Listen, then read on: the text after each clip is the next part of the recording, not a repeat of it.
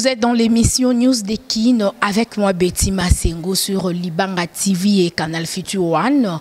Merci de m'avoir reçu chez vous sans permission ni frapper la porte. Directement, je suis là. En tout cas, très heureuse de vous présenter cette belle émission. Mesdames, demoiselles et messieurs, bien-aimés dans le Seigneur. Salutations spéciales à vous. Bonjour, bonsoir. Ça dépend de l'heure à laquelle vous nous suivez ou à l'endroit aussi. Vous êtes. Et salutations aussi à Papa Dave Moubama, les papas de Joyce Daveline, l'ingénieur Dave Moubama. Salutations à maman Kati Bakissa et je pense aussi à la joie Amado Pichuna, l'hymne national, maman associée depuis France. Maman Asungara, vraiment Fondation Betty Masengo, la joie Amado Pichuna. Merci beaucoup déjà à vous tous. Aujourd'hui, chers fans, nous allons parler d'un sujet très important parce que je reçois pour vous l'homme des dieux, le pasteur Placide Moulamba. Ça fait vraiment un bail. Aujourd'hui, il est là, en tout cas. Surtout, on a vraiment un sujet très intéressant aussi sur la femme du patron, pour la femme du chef. Donc, la femme du chef, la femme du patron, c'est que sujet la femme du chef. Pourquoi ces sujets? Vous allez en savoir dans cette émission parce que tout le monde est vraiment babu et commis et belé na katia église du Seigneur. Tout le monde a comment pasteur bazako s'est comporté en tout cas très mal. Pourquoi? Et Zako Salama Bongo, en tout cas, tous en l'homme de Dieu, il est vraiment mieux placé. Il y a qu'à répondre, Bisso, il est le responsable de l'église Le Colombier, où il y a la commune Yalemba, ici à Kinshasa, sur l'avenue Maïko. Alors, tu remets un peu le sujet, vraiment, na question et bello, tu retournes à Moussa Nzambe. Bonjour, pasteur Placide. Bonjour, madame Betty Nzamba Pambola, yo, papa Mbola Libotano Mobimba. Amen, papa. Bonjour, Pena Bande Konyoso, Bazolanda Biso. Oyebi sali vraiment tant ébélé au solo na bango le sous-souté. Mais dans son amour, le Seigneur a fait grâce pour que les lotos à la liposo na bango. À l'occasion, Nangina Lobanope, merci pour l'invitation. Nzamba Pambolo Mingi. En tout cas, merci beaucoup, Moussa Nzambe. Amen. Que Dieu vous bénisse aussi. En tout cas, merci d'avoir répondu à notre invitation. Bafan Ubana Nzambe, Bazolanda Biso, pasteur Placide. Le lot aux un sujet oyo et coïncide pe sujet on a olobela kiango na ezaki enseignement na quatre églises Basai Nzambe bayaki ebele sur la femme du chef. Expliquez-nous biso pourquoi d'abord la femme du chef. Olunge koyebisa bana Nzambe ni wana na quatre. Merci. La femme du chef est en version mi-balé. Version Liposo, c'est pour les fidèles. Version mi-balé, c'est pour les ministres des dieux. Récemment, tout inde kosala na ba ministre des dieux parce qu'avant tout sala kiango na ba fidèle. Au fait, nakati ya message oyo tozola kisa église place na ye lokola épouse ya Jésus-Christ. L'homme de Dieu, le ministre de Dieu, n'a pas ministère ni se confondu, rôle naïe vis-à-vis à Christ, ou à établir un ministre, ainsi que vis-à-vis, il y a des fidèles Je vais donner ici quelques références bibliques, et pas l'isolo nabiso kovandela. Éphésiens chapitre 1, verset 22, Éphésiens chapitre 4, verset 15, Éphésiens 1, 22, Éphésiens 4, verset 15, et puis Éphésiens chapitre 5, verset 23. Les trois passages bibliques qu'on appelle Sikuna, c'est Jésus-Christ qui est le chef de l'Église, l'Église qui est son corps. Or, l'Église, par définition, c'est l'ensemble yaba oyo nyoso babimi libanda ya. Donc eutina ecclesia tope ek kaleo olingi koloba libanda ya. Christ abimisi biso libanda mokili a placé biso quelque part en attente ya avènement naye. Siko quelque part bisika placé biso wana a confié biso na maboko ya ba berger, na maboko ya ba pasteur o babengami ko petre biso kino mokolo ya kozonga ko kamata biso. Apesi biso musala vis-à-vis ya ba fidèle wana. Ba fidèle peut à leur tour basengeli koyeba ba droit na bango na ba obligation na bango d'abord vis-à-vis à Jésus-Christ où a sauvé biso nyonso et ainsi que vis-à-vis il y a les hommes de Dieu où Nzamba placé likolo na bango pour na ko orienter ko diriger bango en attendant le retour il y a Christ et ça la façon d'être moko o bandimi basengeli kotambolela eza na relation moko ezali ko régir biso oyo na biso na bango tokoki kokende à l'encontre na yango te tokoki ko bima libanda na yango te malheureusement tobimi na bongo nzamba yaki kosolola na ngai pona koyiloba na ngai ete loba na bandimi bafongola miso bazongela esika na bango po bakosama te loba pe na basali na ngai yo bozali bozonga na nzela moko na moko akanisa o na yebisaki ye mukolo na bengelaki ye atikala kati na makambo wana parce que c'est écrit dans la parole de Dieu bongonde toko présenté par Christ dans les derniers jours une église ezali sainte, une église ezali irrépréhensible, sans tache ni rude, une église où Christ azali kobenga moko épouse, to femme, to conjointe naye. Voilà un peu otunga ki kosolana basali nzambe na kati ya conférence wana ya munene na profiter na micro na yo awa pona loba. Merci na coordonnateur et activité on a le révérend pasteur Guy Beni Wendo na équipe nyonso à travailler qui na yango na mona lokola pasteur Christian Abdi Chimanga et les autres nzambe apambola bino na opesa pe merci à l'occasion na bana nanga nyonso ya église tobenga bango ba colombe ba chrétien nyonso ya église le colombier o batia ki la main dans la pâte pour que l'activité soit la réussite totale. Nzamba bénir bango. Voilà, en tout cas, c'est bien expliqué, bien aimé dans le Seigneur. Partout où vous êtes, en tout cas, partout où vous nous suivez, j'ose croire que vous comprendre la femme du chef. Donc, qu'est-ce qu'est la femme du chef? Pasteur a expliqué en tribu et puis à Pessina ba verset 3 versets bibliques sur na tombe ici kozali au fongo li Bible na yo au tangi yango oyeba nini oye komami na kati kuna. Pasteur Placide to koti siko vraiment na muzindo vraiment ya émission na biso lelo tozo mona ba abus et commis ebele na kati ya église ba pasteur en tout cas permettez-moi bazo tambola vraiment lolenge sengelité ozo mona pasteur na kati église ya mobate limpate ne tolobaka akomusu kolia bampate na ye olia bate la bango azolia su bampate c'est-à-dire ba pasteur na kati église ba komi ko escroquer bandimi surtout ba pasteur ba kena déjà poto aibi kenga na kena poto pesa ngambongo na salela mwana au démarche ou frère église ou sœur ali mbongo pasteur na kati église akomi kobima na ba sœur ya église en tout cas s'il vous plaît je sais pas to mona ngo ndenge komeli pe muninga na ope pasteur to lobango après mais question dans tout ça, quel est le rôle d'un pasteur vis-à-vis de l'église? Maman Betty n'a qu'à répondre boye. Ceux qui ont moni pasteur, tant que tous les pasteurs, tous un terme moko générique, ils ont englobé un peu ma camping na kati pasteur, tous en a docteur, tous en a prophète, évangéliste, tous y a ministre nyonso. Au lieu que tout tanga bango moko to lo belaka pasteur. Oya ye birol na ye pasteur d'abord.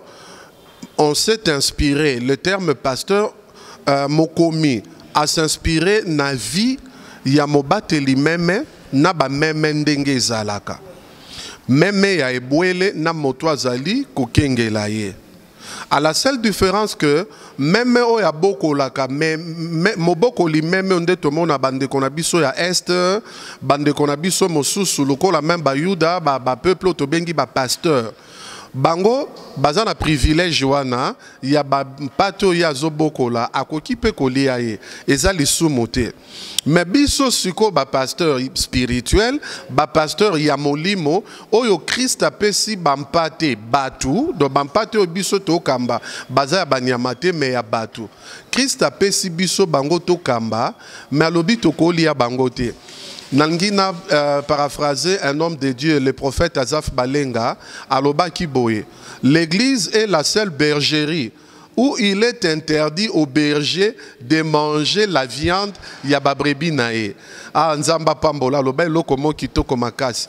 Pourquoi biso ba pasteur ba pekisi biso to lia ba brebis otoza na bango? C'est parce que ba brebis wana baza ya biso te. Nous ne sommes que des gestionnaires, ba administrateurs. L'église appartient à Jésus-Christ. L'église Tobengi Yango épouse ya Christ. C'est une femme d'autrui. L'église, c'est la femme du chef. Le chef, c'est le Christ qui est la tête de l'église. Le chef, c'est le Christ qui a versé son sang à la croix pour accueillir l'église Oyo, épouse Oyo, Akomayaye. Ce qui n'a kozonga neti na parabole ya bon samaritain.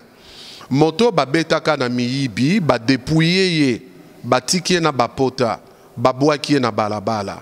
Bon samaritain esika bato mosusu baleki, nganga nzambe na molewi balekani. Bon samaritain aye, a lokoti moto wana, a soigné ye. Mais comme il avait un voyage à effectuer, a kekoti kaye na hôtellerie. Ayebisi moto l'hôtelier, prends soin de ces messieurs. Ngatango na kozonga, tu me rendras compte, ya oyo so salinaye. Là où tu auras à dépenser de ton argent, moi je te les rembourserai. L'histoire là, ezola qui s'habille au rôle ya berger. Les bergers, c'est l'hôtelier. Moto yo babeti bazokisi, ce sont les païens convertis na christianisme. Bato bazoki motema na mokili. O motema ezokisi. Oyo zabolo asaleli. Bato bazalaki courir les dangers ya enfer, les risques ya okende lifelo. Bato babetami na satana na bademon. Bato bazui ba choc ya ba déception ya bolingo. Bato baza ba victime ya rejet ya famille.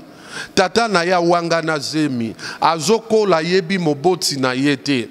Mobali apesa ki zemi. Awanga ni zemi na ye. Mobali ya tanga. Asilisa musala ezalaka te. Moto abanda kosala quelque part ba licencié ye sans cause moko valable. Batuano bazoka zoka boye. Christ abandaki koleka, akutani na bango au moyen de l'évangile.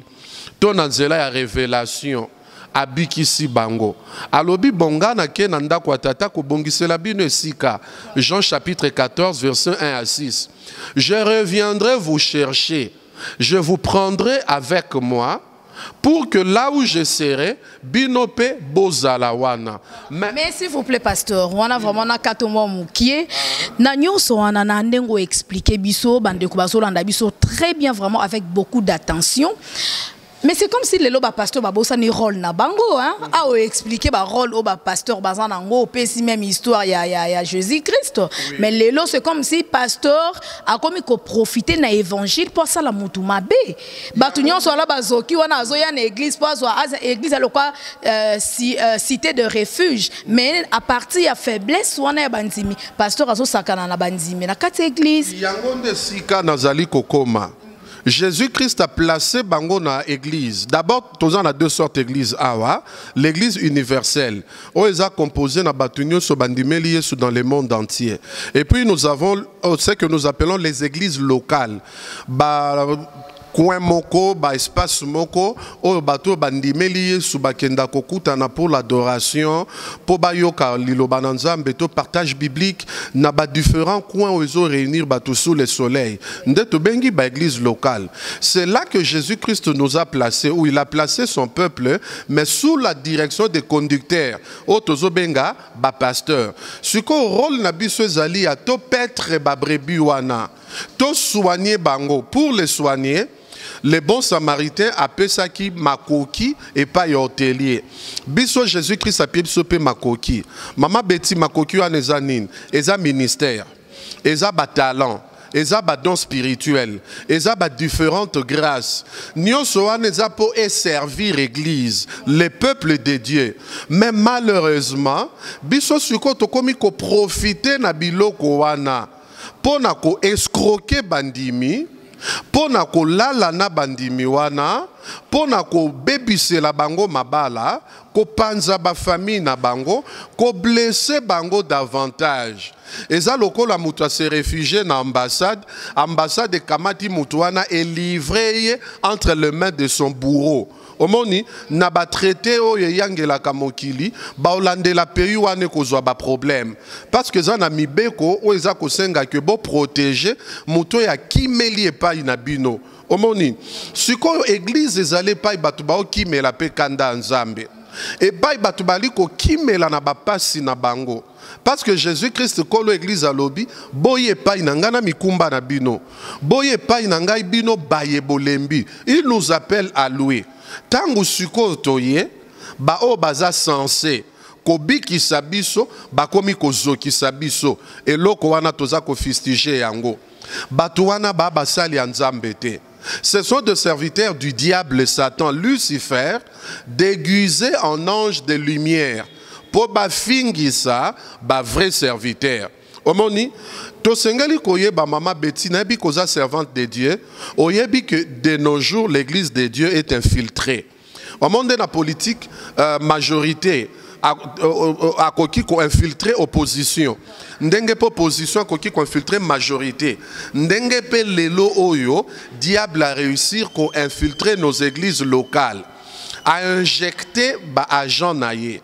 Oyo balati poso ya kimosali ya nzambe na badon spirituel na ete likitoko na makambu ya malamu ekoki ko attirer batu membuma na bango ya mabe ezolakisa ke baza ya nzambe te. Omoni bayesi mitema ya batu mabanga bayesi mitema ya batu makasi yango zomona. Est-ce que vous trouvez ça normal? Moi, si mineur de surcroît, aïe na 4 églises vierges. Mais bah éco dévirger na 4 églises. C'est inconcevable. Dévirger pe pasteur. Pour ça, il y a un pasteur, diacre, ancien, dirigeant et choral, modérateur, choriste. C'est inconcevable. Église est place au bébé sabatouté. Ngana zo kapasi ya kota la, ezana batu mususu tango azaki païen. Atika lo toucher masangate. Amela masangate. Peut-être pour na éducation naye. Amela te. Abongoli mutema. A commis frère en église. A commis modérateur. A commis gagneur d'âme. Ceux qui peuvent intercesseur. Amela masangate. Maintenant ou a commis pasteur. Abandi kutu komelate masote mbalamoro a commis mutwakwiti. Vous trouvez ça comment? Ozaki païen na mukili. Mais na bonzambe o commis ivroni. O commis soulard. O langwe pe o subi na bilamba, o sali bosoto na bilamba. Maman, ba o ba yeba ki mutuana tango azaki païen. Même le membre famille na ye. O monte ba o pekisaba na bango musubo kende église te. On va passer bolo barat. Ne touchez pas mais ouais et ne jugez pas. Donc moi to juger bino zate bino boza ba sai la nzambe donc to ebite ce qui nden kukuni nango bosolo la nzambe relation na bino na nzambe. Eza bongote. Maman, un ouin moto to bengi ouaza mopakolami. L'onction, c'est la capacité surnaturelle que Dieu donne à quelqu'un pour exercer un travail quelconque, pour accomplir une tâche quelconque, pour accomplir une mission quelconque. Donc, l'Esprit du Seigneur, bon, Isaïe d'abord prophétie à Isaïe, mais Jésus-Christ a écouté testango, mokobapé sa qui rouleau, attanga na 4 églises. Alors, moli monaya wenzambe zali kolo nangai, ya wenzambe apakoli ngai mafuta pona. Donc, Dieu nous donne l'onction pona ba but moko bien déterminé. Oezali ko servir na gloire ya kombo na ye. Ndenzamba za ko sopela biso mafuta. Onction ezali te poto abuser na yango na peuple de Dieu. Toté a sur l'ingratitude, n'est-ce pas? Toté a sur l'ingratitude, mais moi je me dis aujourd'hui les plus ingrats ezabiso basali anzambe. Nandenge nini? Bon, dans notre salle en Zambie, ils ont sauté, parce que exception, ils ont gâté dans ma Dieu nous a donné son onction d'après Ésaïe chapitre 61. L'Esprit du Seigneur, l'Éternel, est sur moi, car il m'a oint pour n'amener ma bonne nouvelle. N'a guérir ceux qui ont le cœur brisé, n'a guérir des malades, n'a rendre libre les captifs. Si quoi onction wana bapesi yo, pour que de côté ya sango malam, mama so na escroquer et comme sango mawa. Na ngrose moi na yo et comme sango mawa pour na famille. Ozolanda. Mwana na bino abalinga boyebi kabali mosala nzambe aozana kimia mengai bondumba na lingi kotika te eza sangwa mawa po na libota omoni. Donc bokoloba il fallait que tout le monde na biso bala ta païen parce qu'il existe aussi des bons païens o bayebi ko respecter bana na nzambe. Sikoyo nzamba pesi biso onction wana poto guérir bato bazoka mitema tanga na escroquer n'est-ce pas que on a blessé yo. Mais pasteur, on a habité, hein, pour tous ceux qui ont vraiment chuté. Pourquoi les gens dans l'église, bino basay nanzambe ba pasteur, beaucoup plus de maté à kaka, ya kozwa libala, ya kozwa voyage, ya kozwa musala, ya kozwa mutuka. Plus ba fertilité, ba chose oza terrestre, au les beauté la au lieu beauté ya banana nzambe sur l'élévation, Jésus revient bientôt, le royaume des cieux, ezalaka lisusu te na ebite za ponani. Mama Betty, kozwa ndaku kobala kozwelo kobo eza fertilité te.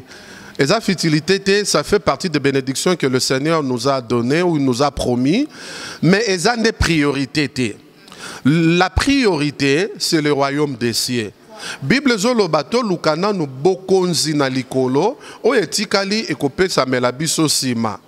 La parole de Dieu c'est un tout. Ezali sanga ya mate ya ebele na kati.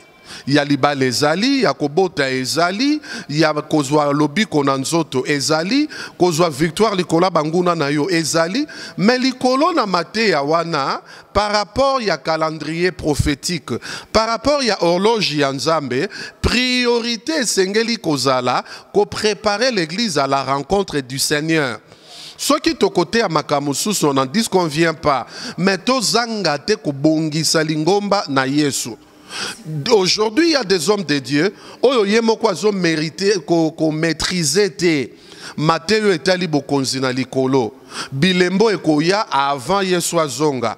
Bilembo nini ekoya simana église kozala enlevé. Ndenge ni tokokoma na jugement dernier. Ndenge ni tokekovanda na Nouvelle Jérusalem. O Yeswa bongisa ki akeko bongisa po na biso. Ndenge nini bato mabe bakobwaka manali felo. Un prédicateur qui ne maîtrise pas ces choses. Aote yango ndenge nini. Merci pasteur. Voilà. Pardon, nous sommes restés dans les superficiels. L'homme de Dieu doit acquérir la connaissance pour préparer l'église du Seigneur à la rencontre de l'époux. Merci beaucoup en tout cas. Je crois que Bassin Nanzame vraiment basé vraiment leçon, tirer vraiment leçon. Il faut mettre côté sur le royaume des cieux. C'est vraiment important. Hein. Bilo qu'on a nyon surtout dans l'ango besoin mais yango tende mutu rosala mutu pas kota lola non. Hein. Et aussi quand yango kara awa. Voilà, l'homme de Dieu, nous sommes arrivés à la fin. Je ne sais pas, oui déjà, mais ils ont le remorque qui sa papa Dave l'ingénieur à permettre un gapo yango izala qui vraiment actualité comme on a modèle oyo likambo et comme là qui le pasteur Moïse Mbiye na sœur Bafeno hein, donc nani Eliane Bafeno et puis et comme il peut frère Mike Kalamba yo comme appelé pasteur moi ce n'est pas la lobby o akoka ki loba ba misu ba lobi eza fin du monde ba pasteur oyo nzamba zo bimisa eza neti que ba saina nzambe no uto loba awa ya ténèbres nzamba zo bimisa ba menga na ebi une chose même Bible lobi limi en ténèbres etambola nzela mon côté je sais pas quelle leçon oyo attend que l'homme de Dieu au bandi monsala na nzambe lelo te depuis kala okoki ko tirer na makambo ekomela ki pe ba collègue na yo ba pasteur.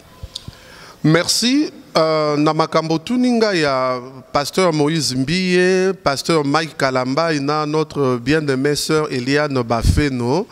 Nazana maîtrise na ya dossier ango makasi penzate. Nazana maîtrise nango penza makasi te. Ya on a lingate trop commenté sur ça. Mais na moi mukyo na yebi na koloba boye. Leçon à tirer parce qu'il s'agit de la leçon de l'obina lobela, ezami balé. Nangambo ya bandeko na biso basi yangoyo. To bandeko bandimi. Tango kei église, kende po na Yesu, koke po na makambo susu te. Soko kei po na Yesu na kati église, nyonso o mosali ya Nzambe akoyebisa yo. Luka o vérifier soki eza conforme na makomi. Même si tu as un faible pour cet homme de Dieu, ma fille, ma soeur, mon frère, yope lokola, Luka kotala, ce qui est commandement na Bible, pesa pour la gloire ya Christ, pratiquer yango. Pasteur en église. Et bazali ba pe bayaka pona pasteur azali, o pa ye pona koluka mbongo azali, o pa ye pona koluka ba problème azali, o pa ye pona bokonzali kolo azali. Ya malonga za o ya yeli lola. Soko yeli lola o etikali wana e pesa melayo. Eza pe na ba frère o bayaka na église po luka basi baza. Ma betinga ndimela Yesu na kendaka na église pona landa mwasi même kolango na komi bolité ya kan. Et la qui singa en église ba ko luka mwasi te ba ko luka Yesu. Alors on a changé makanisi na luki Yesu. Yesu la mawanaye, il a fait de moi ce que je suis aujourd'hui, il a pardonné mes fautes. Oh, gloire lui soit rendue. Donc nabandimi, yaka na église pour luka Yesu. Naba pasteur, ba amo bazoya wana ba misuni na yote. Basani na yo akolela te, ba instrument na yo a plaisir te, parce que na sukangonda tokosamba. Yesu akotuna biso ndenge ni to yangeli bampate na ye. Soki yo pasteur oza na botaou parce que nzoto ezaka na botaou tokoki nanu te na mabele awa lela mawa na Nzambe likolo na yo. Bisiko kokite solliciter baninga mosusu basalisa na mabondeli tata na lola opeso makasi. Merci beaucoup Pasteur Placide. Un numéro de contact pour na bande konyoso balingi pasteur bo solo la masolo en coucou on a bengara vraiment on a besoin pasteur abonde la pona yo quel que soit problème aux anango numéro ni bakoko zwayo. Oyo nyonso alingi kokota na contact na Pasteur Placide, numéro nanga contact eza plus 243 81 603 11 16. Je reprends plus 243 81 603 11 16. Na Facebook mutunyo swangi kokota nanga na contact akoki komelanga na Moulaba Placide en un mot Moulaba Moulambate Moulaba Placide akozwanga kuna outil d'invitation na eto solola numéro na pesiza yanga ya WhatsApp soki muto ayoki yango bien te akota nanga na contact na nzela na yo to na nzela ya émission ozana ba coordonnées nanga nyoso okopesa ye permettre langa na pambola ba Nzambe kolo apambola ba oyo nyonso balandi biso na émission oyo sokoza na mituna komela biso tokoyanola na mikolo koya tokosala tout un enseignement sur ces sujets. Nzambe apambola bino na pamboli madame nanga Tebe Moulaba na pamboli bana nanga Rosel na Morel bango nyonso ba Moulaba. Nzambe apambola bino sans oublier ba mpate ya Nzambe nyonso basambela na Assemblée chrétienne les Colombiers Oeza na avenue Maïko numéro 14 commune ya Lemba na ville province ya Kinshasa. Nzambe apambola yo pe lokola. Merci beaucoup Pasteur Placide. En tout cas, nous sommes arrivés déjà à la fin de notre émission. L'ingénieur Dave Moubama va nous aider d'afficher juste de l'autre côté, afficher kaka numéro à Pasteur Placide. À combien on peut très bien Pasteur Placide. Soit on besoin benga au benga numéro ana au combien la WhatsApp ou soit au bengi sera disponible yemoko yambara téléphone boro solana et voilà. Merci beaucoup déjà à maman Katiba Kissa, ma maman chérie. Je pense aussi à la joie Amado Pichuna, l'hymne national depuis France. Salutations à vous, champion Kayembe, Norabana Nakata Kenya, Blaise Kava. Merci beaucoup à vous tous et merci à Wanapena Bengarae, beau-frère Nara, ya Noël Kikiani, ya Noël Kikiani Maëli. Donc ya Noël Kikiani, Maman Titi Kikiani, Noëlla Victoria. En tout cas, que Dieu vous bénisse depuis Londres. Donc ya Noël Kikiani. Donc merci beaucoup. Non, ça même maloba, mais juste merci et que Dieu vous bénisse. Na geste, on a vraiment ça dit plaisir. Makasi, roi prince, Nakata Londres, salutations. salutations à vous. En tout cas, merci beaucoup. Nous sommes déjà à la fin. On se retrouve à la prochaine.